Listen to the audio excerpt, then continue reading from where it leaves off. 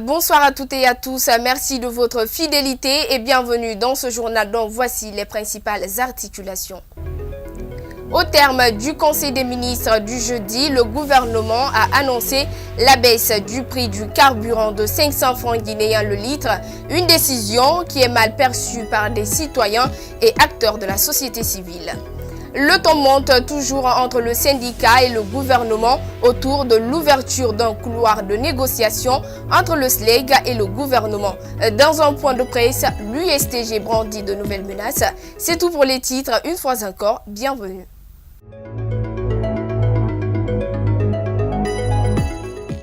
On ouvre ce journal avec le Conseil ordinaire des ministres qui s'est tenu hier jeudi. La libre circulation dans la zone CEDEAO, la baisse du prix du litre à la pompe étaient les points forts de cette réunion hebdomadaire du gouvernement avec le chef de l'État. Le point avec Mariamba. Trouver des voies et moyens nécessaires à la libre circulation des personnes et leurs biens entre la Guinée et les pays membres de la CEDEAO était au centre des instructions du chef de l'État lors du Conseil des ministres de ce jeudi. Conformément aux accords et traités internationaux ratifiés par notre pays, en aucun cas, il ne doit être perçu aux frontières terrestres guinéennes des paiements quelconques du fait de mouvements de personnes avec les pays voisins. Le chef de l'État a encouragé les ministres en charge du secteur financier à poursuivre et accélérer les réformes en cours en vue d'optimiser le fonctionnement des administrations fiscales et douanières et maximiser les recettes publiques tout en informant et associant le secteur privé à l'évolution du cadre économique et financier de notre pays. Le chef de l'État a ensuite magnifié les efforts du gouvernement, notamment la revue positive du programme économique et financier conduit par le FMI et la Banque mondiale. Il a demandé à tous les membres du gouvernement d'observer plus de rigueur dans la gestion de leurs départements respectifs et de veiller au respect des engagements nationaux à l'égard des partenaires techniques et financiers de notre pays. Par ailleurs, le ministre des Transports a soumis en seconde lecture pour examen le projet de décret portant création, attribution, organisation et fonctionnement de l'Agence guinéenne de la sécurité routière. Il a précisé que l'Agence guinéenne de la sécurité routière à Guizère est un établissement public à caractère administratif et technique, doté de la personnalité juridique, de l'autonomie financière et budgétaire, conformément à la législation et la réglementation régissant les établissements publics administratifs EPA.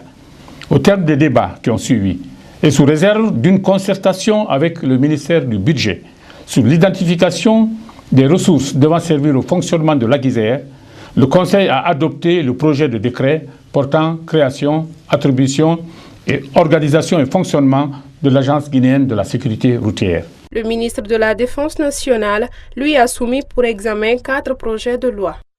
Le premier portant principes fondamentaux de l'Organisation générale de la défense nationale.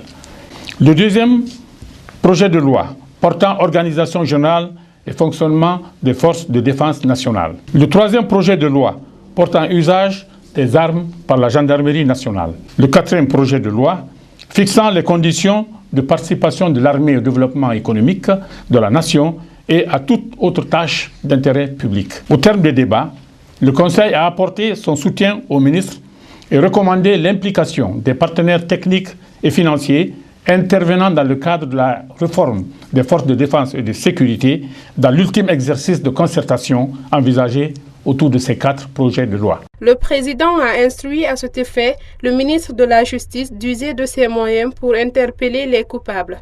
Durant cette session, les membres du Conseil ont décidé de procéder à la réduction du prix du carburant à la pompe, soit une réduction de 500 francs par litre. Justement, l'annonce de la baisse du prix du carburant continue de faire des grincements de dents dans la cité, des politiques à la société civile. Chacun y va de son commentaire. C'est un reportage signé Aliou Diallo. C'est une nouvelle qui fait l'objet de toute interprétation, tant dans la capitale Conakry qu'à l'intérieur du pays. Cette diminution du prix du carburant n'est pas appréciée par les acteurs politiques. J'ai de la difficulté à comprendre les économistes guinéens. C'est un économiste qui est actuellement le Premier ministre de notre pays. Lorsqu'on enlève de l'argent dans les poches du contribuable, on empêche l'économie de tourner. Parce que c'est eux qui achètent s'il y a un service. C'est eux qui achètent quand il y a un produit, quand il y a un bien. On a fait une augmentation fantaisiste, n'est-ce pas, de 2000 à la fois. Une augmentation fantaisiste de 2000 qui ne se justifiait pas. Cela a provoqué quoi? Ça a provoqué l'augmentation de tout, du prix du riz, du transport, etc., etc. Sur cette question qui intéresse plus d'un citoyen, le président du bloc libéral propose au gouvernement de tenir en compte des préoccupations de la population. Le gouvernement doit comprendre que pour que l'économie tourne, il faut que les Guinéens aient le peu d'argent qu'ils ont dans leur poche. Et tant aussi longtemps que cela ne sera pas fait, tant aussi longtemps que les Guinéens ne seront pas des agents économiques capables d'acheter un bien et un service, eh bien l'économie guinéenne sera toujours réduite à néant. Réduire le prix des produits pétroliers de 500 francs est vu comme une moquerie par la société civile guinéenne. Nous ne sommes pas prêts à accepter cela. Le citoyen guinéen ne peut plus payer le prix de la délinquance financière, ne peut plus payer le prix de la mauvaise gouvernance. Une fois encore, nous avons pensé depuis longtemps que l'État allait être un peu beaucoup plus conséquent cette fois-ci pour ne pas nous amener à manifester, pour ne pas nous amener à faire des marches et consorts, mais que l'État allait comprendre le niveau même de la pauvreté des citoyens, mais avoir pitié de ce peuple-là et réduire le prix conformément aux principes qui gouvernent. Ce n'est pas un cadeau que l'État fait. Sur le marché international, le prix du baril est actuellement en dessous de $50. En Guinée, le prix d'un litre est toujours au-dessus des attentes de la population. Suite à cette diminution du prix du carburant à la pompe de 500 francs guinéens par les autorités guinéennes, le secrétaire général de l'Union syndicale des travailleurs de Guinée réagit. Abdoulaye Sow. On vient d'enregistrer une augmentation, une baisse irresponsable du prix du carburant à la pompe. C'est une manière pour nous, USTG, de se moquer du peuple de Guinée. Au moment où on montait à 10 000, le prix du baril était supérieur à $50. Aujourd'hui, nous sommes entre 40 et $43. Le prix du litre à la pompe devrait être vendu entre 7 000 et 7 500 francs. Nous nous attendions à une baisse minimum de 2 000 francs. Mais une baisse de 500 francs est une moquerie à la population guinéenne. C'est une moquerie à la classe ouvrière guinéenne. Parce que les uns et les autres pensent qu'ils ont fini de diviser le mouvement syndical guinéen. L'USTG n'entend pas cela d'une bonne oreille. Le syndicat est encore vivant. L'USTG est vivante. Donc, cette baisse fantaisiste doit être revue. Il ne faut pas se moquer des Guinéens. Nous ne le voulons pas. Donc, le gouvernement doit se ressaisir pour revoir cette baisse en fonction du prix réel auquel il doit être vendu à la pompe.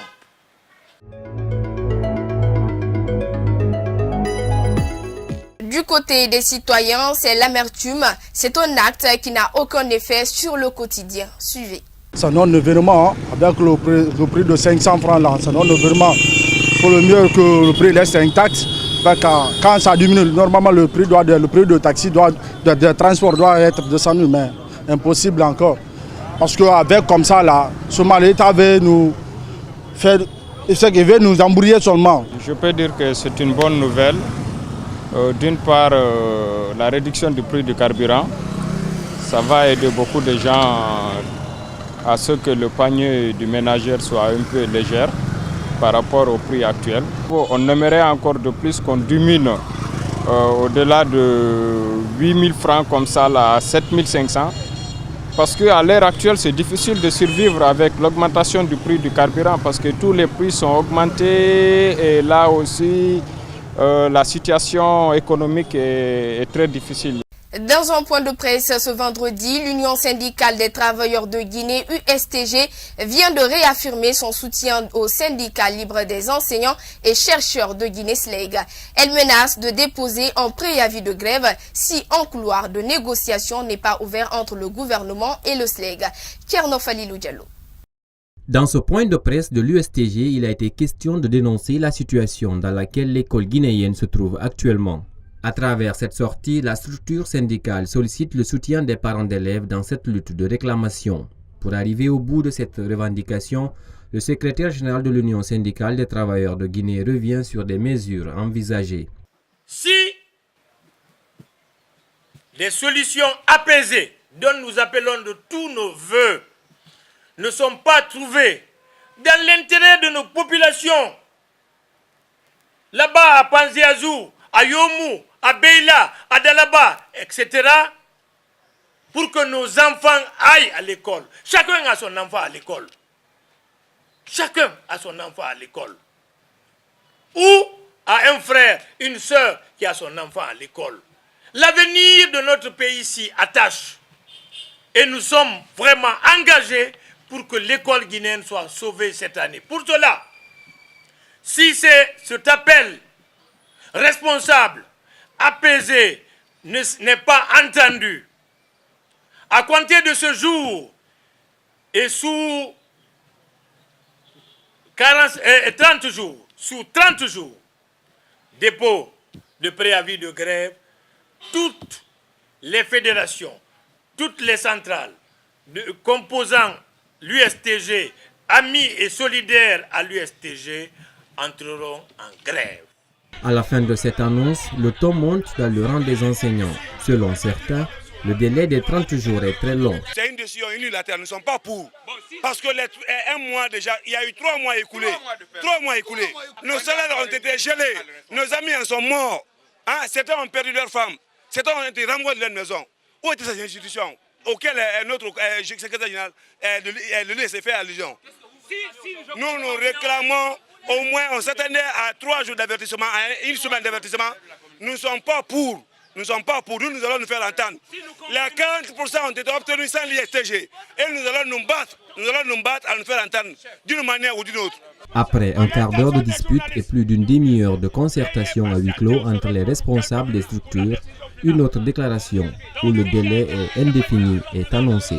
Ça peut être dans 24 heures, ça peut être dans 48 heures, comme dans 72 heures. Nous sommes debout et nous sommes prêts à réagir à tout acte en violation de nos lois, à tout acte contraire au dialogue et à la liberté syndicale. Donc nous sommes prêts, déterminés à réagir. Dès l'instant qu'il y aura quelque chose, nous ne l'accepterons jamais. Nous voulons que le dialogue résolve le problème, que les cours reprennent dans nos écoles, que nos enfants bénéficient d'une bonne formation, pour que les évaluations à mi-parcours ou en fin d'année soient payantes pour nos enfants. Qu'ils soient comme les Sénégalais, comme les Ivoiriens, comme les Burkinabés, comme les autres, qu'ils n'aient pas une formation raturée, bâclée, et qui ne leur permettent pas d'être en compétition avec les autres demain. Avec cet élan, l'année 2019 s'annonce avec un lot d'incertitudes quant à la résolution de cette crise de l'éducation en Guinée.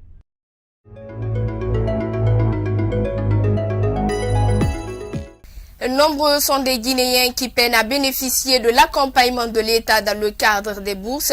Médecin de son État, Dr Ibrahima Traoré, doit participer au sommet mondial des dermatologues aux États-Unis d'Amérique. Cependant, il peine à avoir l'accompagnement de son ministère tutelle, ce malgré l'obtention d'une bourse. C'est la bourse Strauss-Kahn de l'Académie américaine de dermatologie. C'est une bourse qui est ouverte en juin 2018. Alors j'ai postulé à cette bourse et j'ai été retenu. J'ai reçu le mail de confirmation en octobre 2018. Cette bourse-là me confère un prix et la possibilité de participer à la réunion annuelle de l'Académie américaine de dermatologie qui se déroulera à Washington du 28 février au 5 mars 2019. La particularité, c'est quoi? C'est que c'est la première fois qu'un Guinéen ait accès à ce prix. J'ai écrit un mail où j'ai attaché la lettre d'invitation qui explique tout sur le prix. J'ai attaché ça et j'ai écrit au secrétaire général. Alors, et j'ai demandé un rendez-vous. En principe, après cela, on devait me revenir pour me programmer. Mais pour l'instant, je n'ai pas de réponse.